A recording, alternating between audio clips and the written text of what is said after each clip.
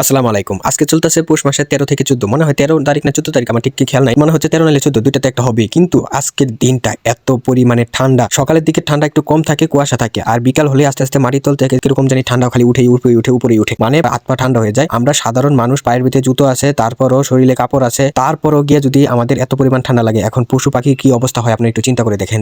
আমাদের বাড়ির যে মুরগিগুলো, এগুলোর পায়ে কোনো মোজা নেই, জুতা নেই, কিছু নেই, শরীরে কিছু পশম আছে যা শীতে জামা হিসেবে ব্যবহার করতেছে। কিন্তু এখন কি হইতেছে, তাদের তো প্রচন্ড পরিমাণে ঠান্ডা লেগে যাইতেছে। আমাদের বাড়ির বেশ অর্ধেক মুরগি দেখতেছি খালি ঠান্ডা লাগতেছে। এই ঠান্ডার কারণে কিন্তু আমরা খাবার দাবার চেঞ্জ করলাম, এই ওষুধ টষুধ খাওয়াচ্ছি। তারপরও যে দিনের একটা আবহাওয়া, এই আবহাওয়ার কারণে কিন্তু আমাদের খামারের বেশ অর্ধেক মুরগি, যেগুলা মানে ডিমের জন্য মুরগি রাখছি আর কি, ওইগুলারই বেশিরভাগ ঠান্ডা লেগে আছে। আর যেগুলা বাচ্চা, এগুলার মাশাআল্লাহ ঠিক আছে, সুস্থ সবল আছে। আমাদের এখানে মুরগ আছে 3টা, এই 3টা মুরগ সারাদিন থাকে বাহিরে। এখান থেকে একটা মুরগ বাড়ির ভিতরে আসছিল, আপনাদেরকে দেখাইছি। এই মুরগটা হচ্ছে সবচেয়ে ছোট মুরগ, আর এই সবচেয়ে ছোট মুরগ বলা যাচ্ছে না, কারণ এটা সবচেয়ে এখন বড় হয়ে যাচ্ছে, বয়সটাও বড় হয়ে যাচ্ছে, এটার ওজনও বৃদ্ধি পাচ্ছে। ইদানিং বাহিরে প্রচন্ড পরিমাণে খাবার খাচ্ছে। প্রত্যেকটা মুরগি দেখি পেটটা ভরা থাকে, তাদের শরীরের স্বাস্থ্য দিকটা চেঞ্জ হয়ে গেছে। সবগুলা মুরগির কিন্তু চেঞ্জ হয়েছে। আমাদের বাড়িতে কিন্তু আবার সেই ডিম পাড়ার ঢোল নেমেছে, মানে মুরগি যে কয়টা ডিম ছাড়া ছিল সব কয়টা ডিম পাড়া শুরু করতেছে। আর যেগুলা কুচা ভেঙে দিয়েছে ওইগুলো আস্তে আস্তে ডিমে আসবে। বেশি দিন নাই, এগুলা ডিম পাড়া শেষ করবে, আবার কুচে বসাই দেবো, আর ওই দিক দিয়ে ওইগুলা কিন্তু আস্তে আস্তে ডিমে চলে আসবে। আমাদের এখানে কিন্তু সিরিয়াল বাই সিরিয়াল আস্তে আস্তে প্রোডাকশন তোলার চেষ্টা করতেছে। আমরা দেখা যাক কতটুকু আগাতে পারি। আমাদের এই পুষ মাস কিন্তু আমাদের জন্য খুবই ঝুঁকিপূর্ণ, খামারিদের জন্য খুবই ঝুঁকিপূর্ণ। বিশেষ করে আমাদের ঘরের ভিতরে ওইরকম ভাবে কোনো লাইট নেই, কিছু নেই, সেটা ভালো না। তারপরেও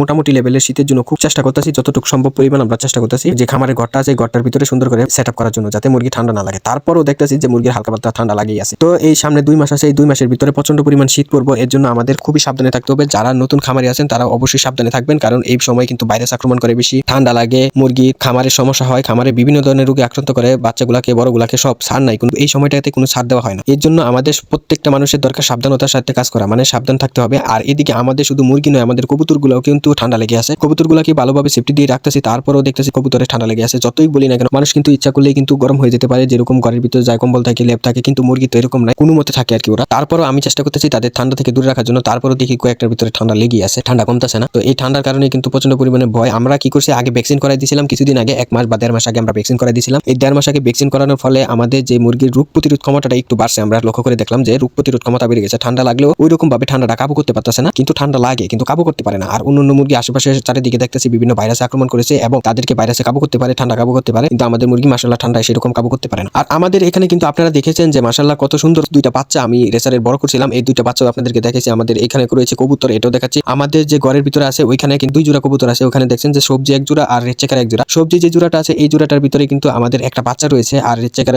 যেটা আছে এটার ভিতরে এখনো বাচ্চা নেই, ডিমও নাই। একটা কিছুদিনের ভিতরে কিন্তু ডিম পেড়ে দিবে, কিছুদিন লাগবে, আপনাদেরকে অবশ্যই দেখাবো। আমাদের এখানে একটা কালো মুরগি আছে, যেটা মুরগি না, মুরগি বাচ্চা ধরেন আর কি, ধরেন 2-3 মাস, 3-4 মাস, 3-3.5 মাস হইব, 4 মাস হইব না, 3-3.5 মাস হইব। এই মুরগির বাচ্চাটা কিন্তু ওদের সাথে মিশে না, মানে মশারি তলে যে বাচ্চাগুলো আছে ওইগুলোর সাথে মিশে না, এর জন্য ওকে আলাদা করে ছেড়ে রাখলাম। এখন এইটা কি মোরগ নাকি মুরগি এটা আমরা চিনতে পারতেছি না। আমাদের মনে হচ্ছে এক সময় মুরগ, আরেক সময় মনে হচ্ছে মুরগি, এক সময় মুরগ, এক সময় মুরগি। এখন মেইনলি এটা যে কি হয়েছে এটা আমি নিজে চিনতে পারতেছি না। আর একটু বড় হলে আমরা অবশ্যই জানতে পারবো যে এটা কি হয়েছে, মুরগ নাকি মুরগি। আমাদের খামারে যে কয়টা মুরগির বাচ্চা রয়েছে, আমাদের কিন্তু এখন বর্তমানে আলাদা আলাদা সেক্টরে ভাগ করে, মনে করেন এখানে আছে 11টা, আরেকটা আছে 10টা, আরেকটা আছে বা 55টা। এখন সবগুলা কিন্তু এক করতে পারতেছি না, কারণ একসাথে করলে কিন্তু টুকরা মারামারি শুরু করে দিবে। যেগুলো বড় আছে ওইগুলো ছোট করে টুকু দিবে, যার কারণে ওরা জখম হতে পারে। এর জন্য আলাদা আলাদা করে এখন থেকে আমি চিন্তা ভাবনা করে রেখেছি, আলাদা আলাদা করে ফুটিয়ে কোনো লাভ নেই, একসাথে ফুটাবো। যত কয়টাই ফুটাই একসাথে ফুটেলে একটা বেস থাকবে, একটা বেচের ভিতরে কিন্তু অল্প জায়গার ভিতরে রাখতে পারবো। আমাদের এই মশারিটা নিচে কিন্তু আমাদের অনেকগুলো মুরগির বাচ্চা রাখতে পারবো। আর দেখেন এইটুকুর ভিতরে আমাদের রাখতে হচ্ছে 11টা বাচ্চা। এখন 11টা বাচ্চা যে জায়গা দখল করে আছে, এখানে কিন্তু আমরা চাইলে ওই 55টা বাচ্চাও কিন্তু আমরা রাখতে পারবো বড় হলে। তাহলে আমাদের অল্প জায়গা আছে, এইটুকুর ভিতরে আমরা অনেকগুলো মুরগি রাখতে পারবো, জায়গাটাও কম হয়ে যাবে, ওইদিকে প্রোডাকশনও কিন্তু বেড়ে যাবে। এখন প্রোডাকশন যত বাড়াতে পারি তো অল্প জায়গার ভিতরে কিন্তু আমরা রাখতে পারবো। এই যে 11টা বেচ এখানে রাখলাম, এখানে যদি আমরা ওই কালো মুরগির যে 10টা বাচ্চা আছে এই বাচ্চাগুলো ঢুকিয়ে দিই, তখন কিন্তু ওরা দেখবেন টুকরি মারামারি শুরু করে দিয়েছে। এদিকে আমাদের খামারে যত কয়টা মুরগি এবং কবুতর আছে ভাই, যতটুকু সম্ভব আমি চেষ্টা করতেছি তাদেরকে আগলে রাখার জন্য। কিছু কিছু মুরগি দেখি ঠান্ডা লাগতে মুখের ভিতরে একদম পুরা মুখ দিয়ে পানি পড়ে, আবার চোখ দিয়ে দেখি পানি পড়ে, চোখের ভিতরে কিতুর হয়, এরকম কিছু ঠান্ডা লাগে। কিছুদিন আগে আপনাদেরকে একটা ভিডিও দেখাইছিলাম যে এই ভিডিওটার ভিতরে একটা বাচ্চার মুখটা ফুলে গিয়েছে। এই ফুলে যাওয়ার কারণটাও কিন্তু ঠান্ডা। আপনারা এই পুষ মাসের ভিতরে যতটুকু সম্ভব, আপনারা যারা ছোট খামারি আছেন, বড় খামারি তার অনেকেই কিন্তু এইসব বুঝেন, আপনারা যারা ছোট খামারি আছেন চেষ্টা করবেন ঘরের ভিতরে হিট রাখার জন্য, গরম রাখার জন্য, এবং খাবার দাবার ঠিক মতো দেওয়ার জন্য আপনারা শুকনো খাবার দেওয়ার চেষ্টা করবেন এই ঠান্ডার ভিতরে। আর আলাদা করে পানি দেওয়ার চেষ্টা করবেন, এবং পানির ভিতরে কিন্তু বেশিরভাগ মাল্টিভিটামিন বা ভিটামিন জাতীয় কিছু ওষুধ আছে ওইগুলা কিন্তু দেওয়ার চেষ্টা করবেন, যাতে মুরগি রিকভারি হতে পারে তাড়াতাড়ি।